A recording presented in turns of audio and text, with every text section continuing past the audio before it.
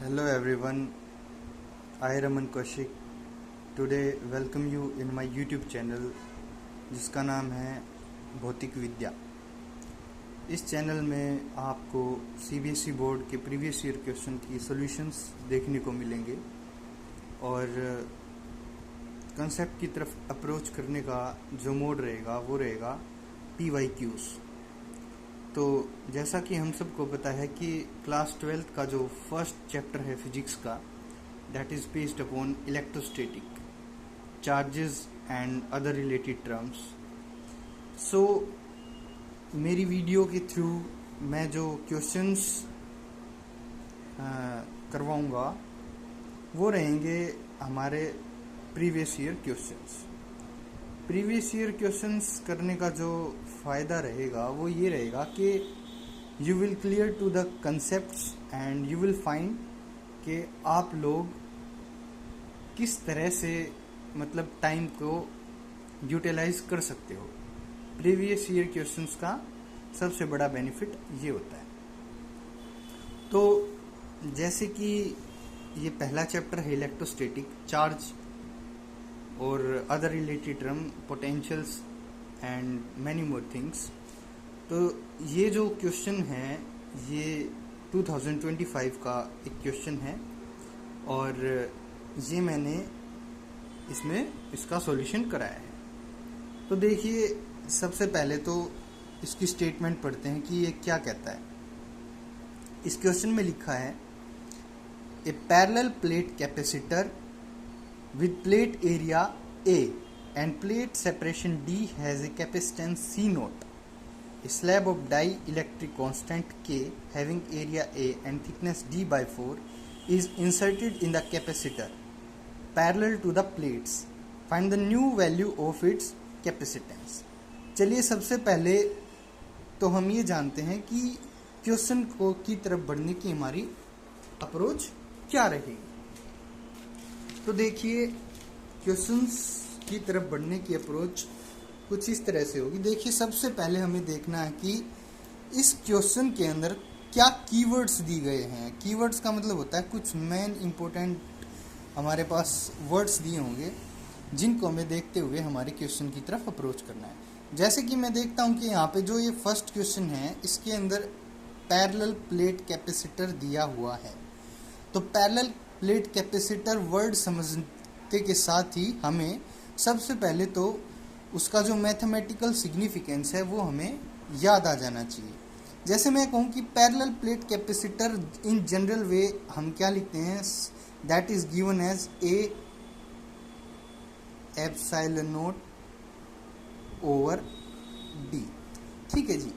तो इसके अंदर हम देखेंगे कि क्या ये तीनों की तीनों टर्म हमें क्वेश्चन के अंदर दी गई हैं। तो जब आप देखोगे, जैसे कि इस क्वेश्चन में बिल्कुल बखूबी दिया गया है, जैसे मैं कहूँ कि यहाँ पे area is given as A, okay, and और यहाँ पे हमारे पास कैपेसिटर की जो ओरिजिनल वैल्यू है, जो इनिशियल वैल्यू है, that is given as C not.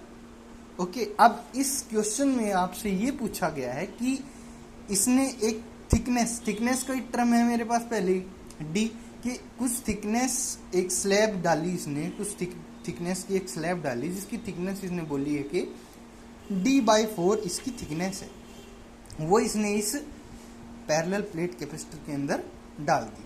तो अब इसने ये पूछ लिया कि भाई जब हम इस इनिशियली जो हमारे पास दी गई वैल्यू है इसके साथ हम ये छेड़छाड़ करेंगे तो हमारा जो नया कैपेसिटेंस बनेगा उसकी वैल्यू क्या होगी। तो हमने इस तरह से क्वेश्चंस को पहले पढ़ना है, फिर समझना है कि हमसे पूछा क्या गया है और हम कैसे इसको आगे की तरफ लेके जाएंगे, कैसे हम इसको सॉल्यूशन इसका लिख के आएंगे।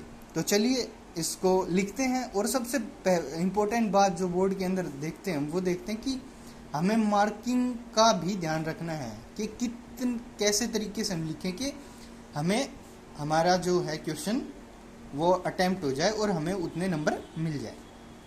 तो दोस्तों चलिए इसका सॉल्यूशन करते हैं। देखिए, सबसे पहले तो हम देखेंगे कि हम लिखेंगे कैसे। कि तो लिखेंगे ऐसे कि भाई हमारे पास सबसे पहले क्या दिया गया है वो हम लिखेंगे। तो मैं लिखता हूं कि गिवन पैरामीटर्स आर, हमसे दिया क्या गया है। सबसे पहले तो मेरे पास एक पैरेलल प्लेट कैपेसिटर है, ये रहा पैरेलल प्लेट कैपेसिटर, और इस पैरेलल प्लेट कैपेसिटर में भी मुझे क्या दिया गया है, इसका जो एरिया है that is equal to A, और जो कैपेसिटेंस है इसका initially that is given as C naught. Okay, तो मुझे ये चीजें दी गई हैं, और इसकी जो थिकनेस है, थिकनेस किसकी, ये इसके अंदर इसने एक एडिशनली स्लैब डाल दी है थिकनेस जिसकी T इक्वल टू dy/4 है, और इसका कुछ न कुछ डाइलेक्ट्रिक है that is given as K। तो अब हमारा धर्म ये है कि हम दिए गए पैरामीटर से ये पता करें कि इसका इफेक्ट क्या हुआ है इस कैपेसिटेंस पे, कि ये किस तरह से इसकी वैल्यू चेंज होगी। तो हमें ये निकालना है, ऐसे हम लिखेंगे। तो सबसे पहले मैंने बताया था कंसेप्ट क्या है, concept is nothing but parallel plate capacitor, तो बिल्कुल उसको लिख देंगे। तो अब अप्रोच क्या होनी चाहिए हमारी, अब हमें पहले पता है कि क्यू की जो वैल्यू होती है that is equal to CV। यह बात हम सबको अच्छे से पता होनी चाहिए कि चार्ज होता है that is equal to CV। Okay, and we are suppose to find out the capacitance. तो कैपेसिटेंस निकालने के लिए C is equal to Q/V। तो हम सबसे पहले क्या निकालने की कोशिश करेंगे, यहाँ पे दिस इज V। अब एक बात अगर देखी जाए, यहाँ पे चार्ज का जिक्र इस पूरी स्टेटमेंट के अंदर कहीं पे भी नहीं हुआ है, तो इसका मतलब charge is somewhere a constant quantity. तो we will try to find out V। अब हमें पता है कि जब हम बात करते हैं पोटेंशियल की, potential is nothing but given as E into D. तो पहले हमें किसी न किसी तरह से इलेक्ट्रिक फील्ड की वैल्यू पता चल जाए, तो वो देखते हैं। हम मानते हैं कि भाई मेरे पास जो मेरा इलेक्ट्रिक फील्ड है उसकी वैल्यू मैंने मान ली E नोट। अब E नोट की वैल्यू मैं निकालूंगा, this is the generalize thing. तो E equal to V/D, if we are considering V naught so that it will be equal to V naught. तो मेरा यहाँ से इलेक्ट्रिक फील्ड की वैल्यू मैंने निकाल दी है, ठीक है जी। अब एक बात, डाइलेक्ट्रिक के केस में क्या होता है कि जब हम कोई भी डाइलेक्ट्रिक मीडियम में इंसर्ट कराते हैं, डाइलेक्ट्रिक मीडियम को इंट्रोड्यूस कराते हैं, तो we are given a dielectric constant, and जो इलेक्ट्रिक फील्ड होता है वो वेरी कैसे करता है उसके साथ, inversely proportional. So E is inversely K, so that means E naught हमारा EK के इक्वल हो जाएगा। तो यहाँ से E नोट की वैल्यू मैंने यहाँ पे कुछ नहीं करा है, बस EK रखा है, and V naught is nothing but that is equal to ED। V naught is equal to ED, so V naught is equal to E naught over K into DK।